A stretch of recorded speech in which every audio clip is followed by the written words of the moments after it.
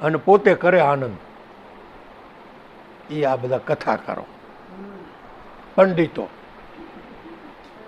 ધંધે લગાડી દે, નામ સ્મરણ આપી દે, ધ્યાન આપી દે, કોઈ ઓહમ સમરણનું સ્મરણ આપી દે. પણ સ્મરણ કરવા બરોબર છે, સ્મરણ કરનારો કોણ એની તો પારખ કરાવો.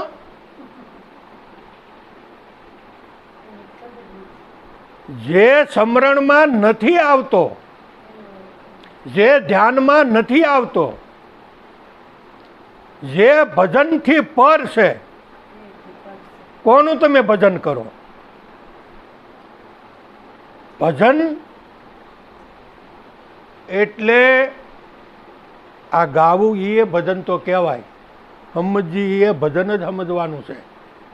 અને કથા છે ને એ ખોટી નથી.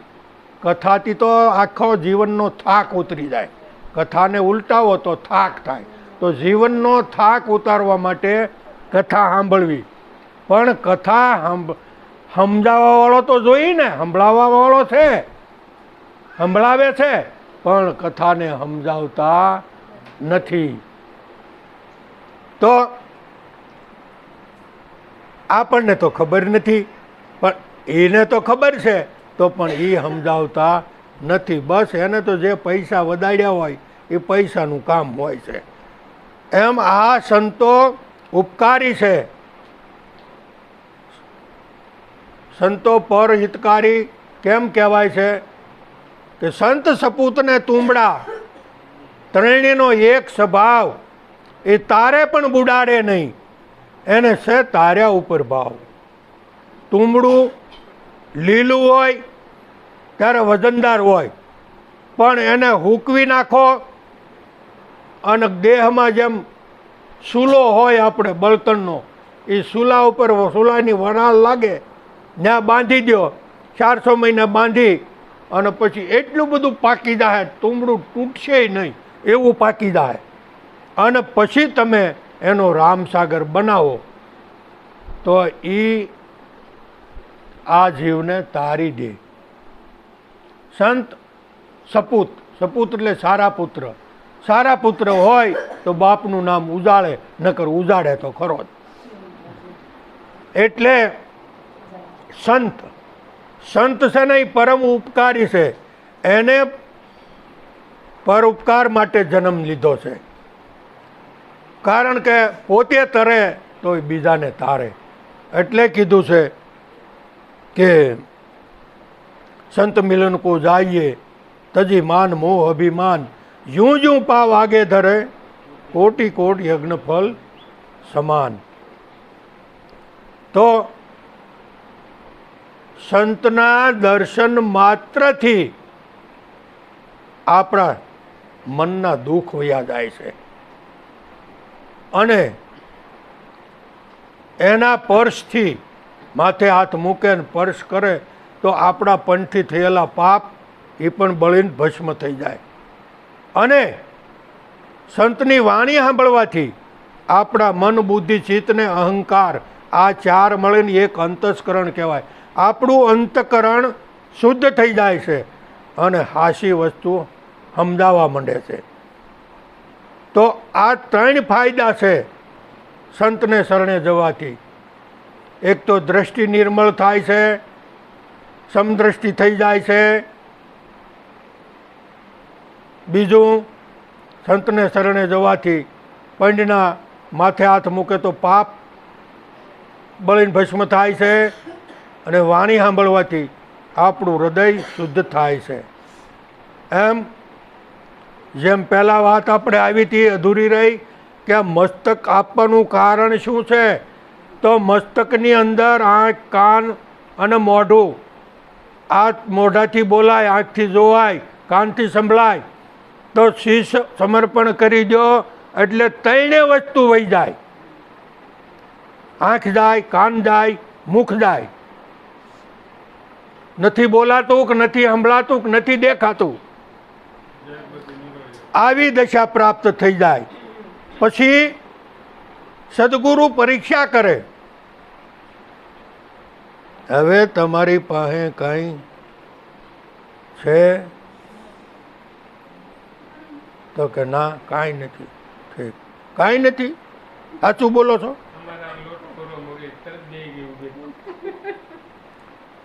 એટલે આ મૌન કરવાનું શું કારણ છે? એટલે સદગુરુ એક વખત તો બોલતો બંધ કરી દે આ જીવને. પછી મૌન થઈ જાય, પછી જ એમ લાગે કે ના હવે બરોબર. એટલે જ્ઞાનેશ્વર મહારાજે લખ્યું છે એને જ્ઞાનેશ્વર ગીતામાં, એમાં ગુરુ શિષ્યનો વાત નથી, એમાં શ્રોતા વક્તાની વાત છે. જ્ઞાનેશ્વર મહારાજ કહે છે શ્રોતાજન, શ્રોતાજન એટલે સાંભળવાવાળો, વક્તા એટલે બોલવાવાળો. શ્રોતાજન સર્વચ્છ વક્તાના શરણમાં સમર્પિત કરી દે એટલે શ્રોતાનું સાંભળવું કમી થઈ જાય છે અને વક્તાના મુખના શબ્દો ખૂટી જાય. એમ ગુરુએ બોલતા બંધ થઈ જાય અને આપણને બોલતા બંધ કરી દે અને પછી યુક્તિ પાછી રચાવે કે બોલો હવે તમારી, હવે તમને બોલવાની છૂટ, તમારી પાસે કાંઈ છે? તો કે ના કાંઈ નથી. કાંઈ નથી? ના કાંઈ કહેશે તો કે ખબર નથી. ઠીક, તો કે જાણવું છે? તો કે હા. પછી દાખલો આપે, દ્રષ્ટાંત આપે ને એ દ્રષ્ટાંતથી આપણને એનો સિદ્ધાંત પકડાય કે તમારી પાસે ગાય હોય, ગાય તમે વેચી દીધી હોય તો વેચવાવાળો ભેગો જાય? તો કે ન જાય. તમારી પાસે ગાડી હોય, ગાડી વેચી દો તો વેચવાવાળો ભેગો જાય? ન જાય. તમારી પાસે બળદ હોય, બળદ તમે વેચી નાખો તો વેચવાવાળો ભેગો જાય? કે ન જાય. તો તમે અહીંયા તન ધન દઈ દીધું, ચીજ સોંપી દીધું, તો સોંપનાર તો કોઈ કહેશે ને? તો કે હોય જ ને, પાછો ફૂલાતો જાય, હોય જ ને. હા, તો કે બોલો કોણ છે? તો કે એ ખબર નથી. તો ખબર નથી તો પછી કેમ કહો છો કે હોય નહીં? એમ હોય જ ને. પછી એ કહે છે ગુરુ મહારાજ કે આપ્યા વગર વસ્તુ અપાય ખરી? કે ન અપાય. કોઈ પણ વસ્તુ અહીં પડી છે, આમ કરીને આમ આપું હું તો જ અપાય ને, અથવા ન્યા પડી હોય તો આમ આપો તો અપાય ને, આપ્યા વગર તો અપાય નહીં. તો કે હા એ વાત હશે. તો કે આપનાર કોણ? તોય ખબર પડતી નથી. બીજા દાખલા આપે, ઘણા દાખલા આપે. તો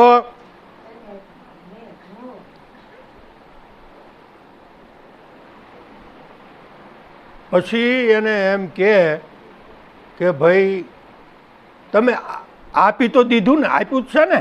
કે હા આપી દીધું. તો કોણે આપ્યું? તો કે મેં આપ્યું. મેં એટલે કોણ? તો કે હું એટલે કોણ? તરત એનું નામ આપવું પડે. હું એટલે ફલાણો. એ કોણ બોલે? ઈ આ છઠ્ઠીનું નામ નથી. બરોબર ધ્યાન રાખજો. એ ભલે જગત, એ જગતને સમજાવવા માટે છે. જે છઠ્ઠે દિવસે નામ આપ્યું છે ને એ શરીરનું આપ્યું છે, પણ ગુરુ મહારાજે શરીરનું નથી આપ્યું. ગુરુ મહારાજે તો આમાં પ્રગટ કરાવી દીધું છે. શરીરી તો તમે નથી, તમે શુદ્ધ ચૈતન્ય આત્મા છો. એ ચેતનનું નામ છે, જડનું નથી. જડનું નામ તો ગયું જડ સાથે. એટલે કબીરે કીધું કે પાણી કી પેદાશ નહીં. બરોબર ધ્યાન રાખજો. પાણી કી પેદાશ નહીં, નહીં શ્વાસા નહીં શરીર. પાણીની પેદાશ વાળું તો આ છે. पानी की पैदाश नहीं, नहीं श्वासा नहीं, श्वास ही नहीं, शरीर ही नहीं, 5 तत्व के पार है ताका नाम कबीर. तो 5 तत्वनी पर, शरीરની પર, શ્વાસાની પર, તમે શોક બીજા કોઈ દેખંદા કોઈ આદલમાં, નિરખંદા કોઈ આદલમાં, બોલે બોલાવે સપગટ બોલે. આ એનું નામ છે, એને નિજ નામ કીધું છે, નિજનું નામ. આ નિજ નામનો દીવો બળે, જ્ઞાની જન સુરતા ધરે. એટલે સોઈ મહેલમાં દડદડ વાગે, કરબીન વાજા અહો નિશ્વાય. આમાં વાજા વાગી જ રહેશે ને. આને કોઈ છે બોલાવવા વાળો? બોલે તો ઈ, અને બોલાવે તો ઈ, સાંભળે તો ઈ, સંભળાવે તો ઈ, જોવે તો ઈ, જોનારો ઈ.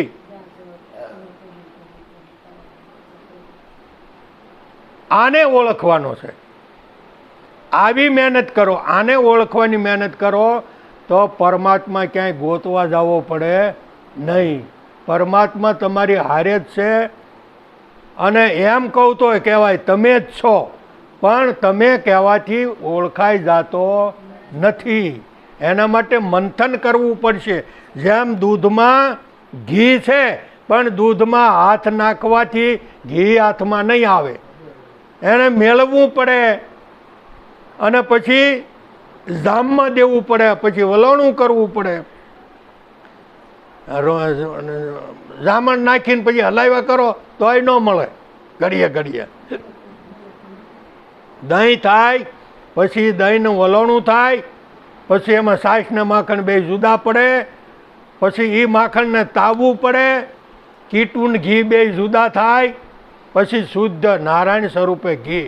એમ નારાયણ સ્વરૂપે તમારો અંતર આત્મા, આમાં શુદ્ધ ચૈતન્ય આત્મા છો.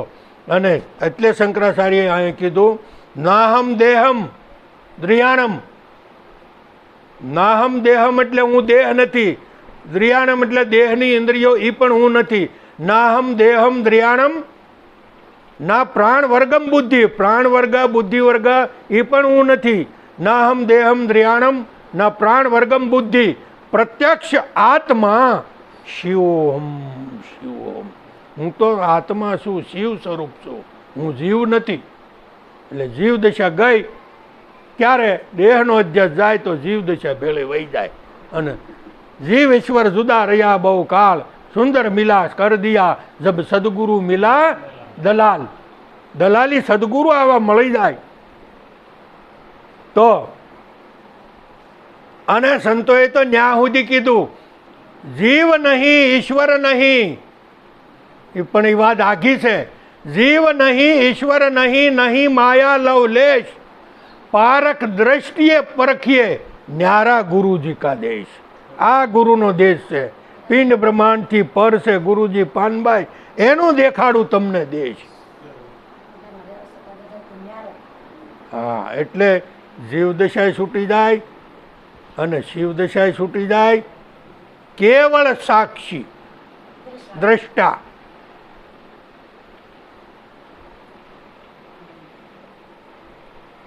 એની બીજી ઉપમા એરણ આપવામાં. એરણ છે ને, એરણ ઉપર લુવાર લાખો ટન લોઢું ટીપી નાખે, પણ એરણને કોઈ દી કાંઈ થાય.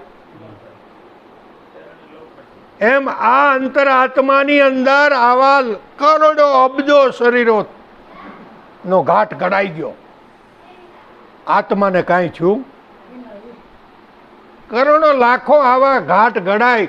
કયેક જ્ઞાન કયેક આવ્યા ને કયેક આવે છે ને કયેક હજી જાય છે, અને કયેક આવશે ને કયેક જાહે. પણ આત્મા તત્વ તો એમનું એમ જેમ છે તેમ જ છે. એ તમે છો. તો સોઈ મહેલમાં દડદડ વાગે, કરબીન વાજા અહો નિશ્વાય. વિના હરીશે આપા સૂજે. તમે તમારો અરીસો બનો. તમે ખુદ તમારો અરીસો બનો. અને ખુદને પોતાનો અરીસો બનવું હોય તો સંતનું સાનિધ્ય સ્વીકારવું પડશે. કારણ કે એ અરીસો સદગુરુ બતાવીએ કે બીજા કોઈનું કામ નથી. અને પછી કીધું કે જાપ અજંપા, ત્યાં જાપ જપવો પડતો નથી. જાપ મરે અજંપા મરે, અનહદ બી મરી જાય. જબ સુરતા ભઈ સદગुरु में उनके 84 नहीं. सदगुरु ने सूरत शब्द मिलाए के मुख से कशु ना बोल, બહાર કાપટ બંધ કર, અંતર કાપટ ખોલ. અત્યારે બહારની આંખ બંધ કર અને અંતરની આંખ જ્ઞાન ચક્ષુ ખોલ. તો પરમાત્મા જરાય આઘો નથી અને પરમાત્મા જ્ઞાન સ્વરૂપ છે. ઉદ્ધવે પ્રશ્ન પૂછ્યો શ્રી કૃષ્ણને કે પ્રભુ તમે આ દેહ સહિત હયાત છો, તો અત્યારે અમે તમે કાંઈક પ્રશ્ન થાય અમને તો તમને પૂછીએ, પણ કાલે તમારું શરીર નહીં હોય તો પછી અમે કોને પૂછશું? તો કે હે ઉદ્ધવ, જ્ઞાની મમ દેહ, જ્ઞાની જ મારો આત્મા છે. તો મારો દેહ નહીં હોય, પણ આ પૃથ્વી જ્ઞાન વિનાની વિહોણી નથી. ક્યારેય આ પૃથ્વી કુંવારી નથી સંતો વિનાની. તો એને પૂછજો, સંત મારો આત્મા છે. ઉદ્ધવ મને સંત અતિ પ્યારે. સંત જ્યાં જાય તે પાછળ પાછળ હું જાઉં. સંત બેઠો બેઠો ગાય તો ઊભો ઊભો સાંભળું. સંત જ મારો આત્મા છે અને જ્ઞાની એ જ સંત છે. એટલે ઓલા પાંડવોને હિમાલય હાડ ગાળવાનું કીધું હતું, ઓલા હિમાલય નથી કીધું. જ્ઞાન હિમાલયમાં ગળી જવાનું છે. તો આપણે પણ જ્ઞાનના હિમાલય ગળી જાવ. અને જ્ઞાન શું છે એ ગુરુ મહારાજે તો બતાવ્યું છે, પણ એનો આપણે અમલ કરીએ તો મેળ ખાય. જ્યાં સુધી અમલમાં નહીં આવે ત્યાં સુધી અજ્ઞાન નહીં હટે. એટલે જ્ઞાન અને વૈરાગ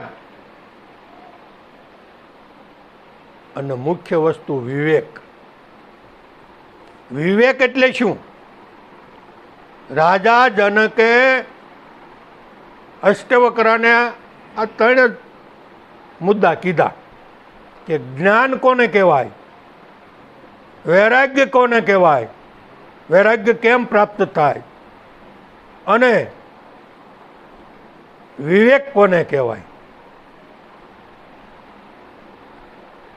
તો કે આ તારે જાણવું હોય તો તારે પંચ વિષયો જે છે ને એને 20ની તરત સમજી અને ફેંકી દેવા પડે. આ પંચ વિષયોનો રોગ જ ભારી, બગાડ્યો શરીર સાર. ગુરુ મળ્યા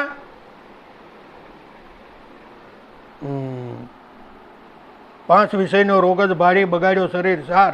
ગુરુ મળ્યા પરમાર્થી, નાડી જોઈને કર્યો નિસ્તાર. જ્યારે પરમાથી ગુરુ મળે છે ત્યારે આને રોગ કયો છે એ ગુરુ એ રોગને બતાવે છે. તો આ રોગ છે એ મનનો રોગ છે. આ રોગ મનમાં પડ્યો છે અને મનને સમજાવવાનું છે.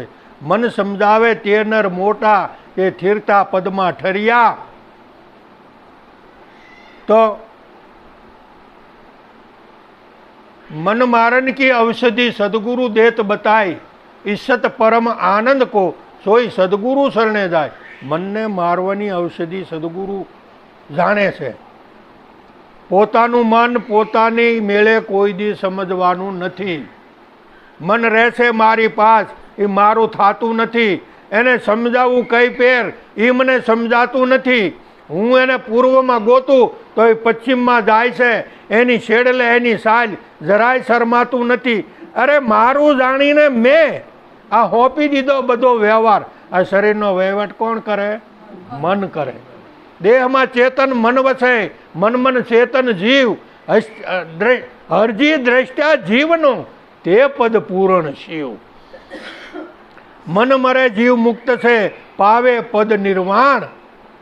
હરજી તન મરે તન ભોગવે, શારો ખાણ. આ શાર ખાણ કોણ ભોગવે? આ તન મરે છે અને શાર ખાણી તન ભોગવે છે. મન તો મુક્ત થઈ જાય, પણ કયું મન? જેને સદગુરુ હાચા મળે એ. અને એનું એ મન બંધનમાં નાખવાવાળું એ, નરકમાં લઈ જવાવાળું એ, સ્વર્ગમાં લઈ જવાવાળું એનું એ જ મન છે. જેમ આપણે કાઠિયાવાડમાં ત્યાં આવી તો મોટા મોટી નદી આ નર્મદા આવે. નર્મદા આવે તો નદી એક, કિનારા બે. ઓલે છેડેથી આ છેડે આવી ત્યારે સુરત બાજુ હોય ને, તો ઓલો કિનારો છોડવો પડે ને ત્યારે આ કિનારે હોય ને. એમ આ મન એક પણ એના કિનારા બે. નીચે ગતિ કરે મન તો દેહના અધ્યાસમાં આવે, અને દેહના અધ્યાસમાં ભમાવી અને નરકમાં લઈ જાય. અને ઉપર ગતિ કરે તો આધ્યાત્મિક બાબતમાં અંતરાત્માને ઓળખાણ કરાવી અને જીવન મુક્ત બનાવી દે. આ મનનું કામ. તો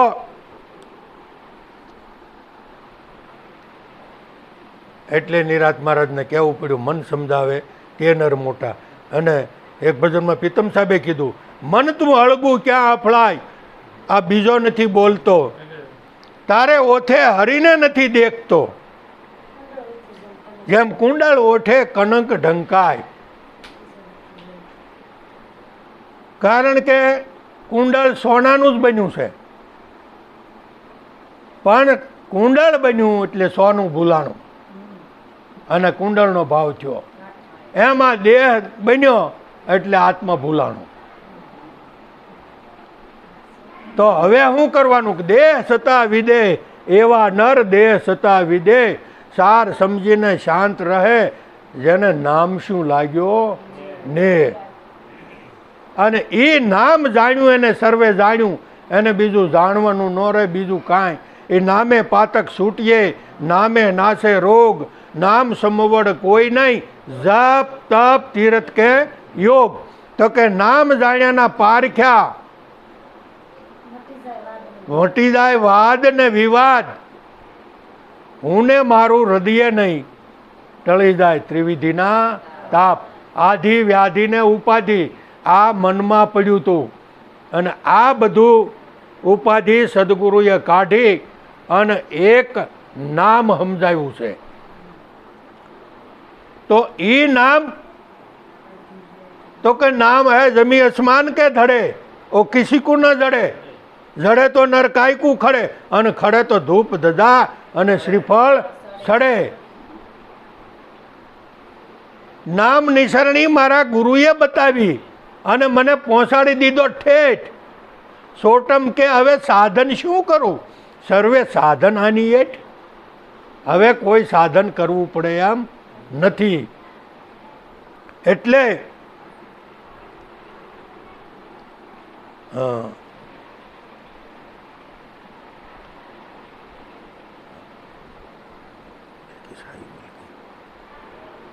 तो नाम नैन में रमी रही. क्या है नैन एटली दृष्टि. नाम नैन में रमी रही जानत विरला कोई, जाको सदगुरु पूरा मिला ताको मालूम होय. तो के नाम है इंड में, नाम है पिंड में, नाम का एक न्यारा नगर बसाया. कहे कबीर मिले कोई संत जवेरी, तो नाम निकट करी लिखे. जेने तमे दूर खोलो छो एकदम नजीक अने नक्की करावी दे के जेने तू खोली रह्यो ई जो आ छे. जो आम आंगली मूकीने कही दे आनु नाम संत. जेने तू गोतशो ई जो आ छे. करी ले, नक्की करी ले. पछी नाम नाम सारी जगत गुहरावत है, નામ કા ભેદ કોકુ ને પાયા. નામ નામ કહેવાથી નામ જડે? બધાય કીધા જ કરે. નામ નામ સારી જગત ગુહરાવત હે, નામ કા ભેદ કોકુ ને પાયા, એટલે કોકને પાયા. નામ નો આવે જનેતા કી જાંગ મેં. જનેતા એટલે માતા, જાંગ એટલે ઉદર. નામ માતાના ઉદરમાં આવતું નથી, અને જે માતાના ઉદરમાં આવે એ તો નાશવંત છે. માતાના ઉદરમાં આવે એ બહાર આવે, જેટલી એની જિંદગી હોય એટલું જીવે ને પાછું મરી જાય. ત્યારે નામ વસ્તુ અમર છે, એ આવતું નથી માતાના ઉદરમાં. તો રહીએ એ નામને આશરે, નહીં અવરની આશ. નિરાંત નમીએ તાહિકો, હૃદય હોય હરિ વિશ્વાસ. જેના હૃદયમાં વિશ્વાસ બેસી ગયો કે હું પોતે નામ જ છું, નામથી જુદું કાંઈ નથી, તો આવા જે મહાપુરુષો આપણને જે કાંઈ વાત સમજાવે છે એ આમાં પંડિતોનું કામ નથી. આ જે વસ્તુ છે ને એ તો માથા હાટે મોંઘી વસ્તુ સાંપડવી નહીં. સહેલ જોને આ તો તીરે ઊભો કરે તમાશા, તે કોડીનો પામે જોને. તો માય પડ્યા તે મહાસુખ માણે, તે મરજીવા મોજ મરજીવા હોય મરીને જીવે એ મોજું માણે. મરવું મરવું સબ કોઈ કહે, મરીને જાણે સબ કોઈ, એક વાર જીવતા મરે તો ફિર આવાગમનનો. આ તો જીવતા મરવાનું. સતારે પણ કીધું મરવું તો પછી જીવવું શું, અને જીવવું તો પછી મરવું શું, બેમાંથી એક કરો નક્કી. એટલે મરીને જીવવું એને પછી મરવાનું કોઈ દી રહેતું નથી. કેમ? એને ખબર પડી જાય છે મરવાનું છે એ મરશે, મારે હું ઉપાધિ, હું તો અમર છું. પણ એ હું બધાય કે પણ હું છે શું? જેને પૂછ્યું આ કોણ? તો કે હું. આ કોણ? તો કે હું. આ કોણ? તો કે હું. આ કોણ? કે આ બધાને પૂછી હું જ બધા કરશે. પણ હું શું છે?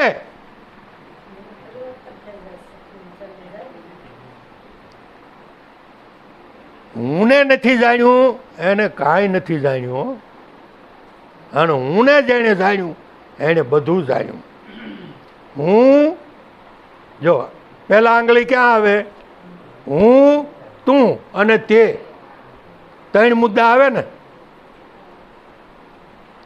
તો હું, તું ને તે, હું, તું અને તે. હું એટલે આ બોલનારો, તું એટલે સાંભળનાર. હવે હું પદ છે એ મનનું છે, તું પદ છે એ જીવનું છે, તે પદ છે ઈશ્વરનું છે. હવે હું, તું ને તે, એ હું, તું, તે ત્રણને જાણનારો તે તું. આ ત્રણને જાણનારો એ તું જ બ્રહ્મ છો.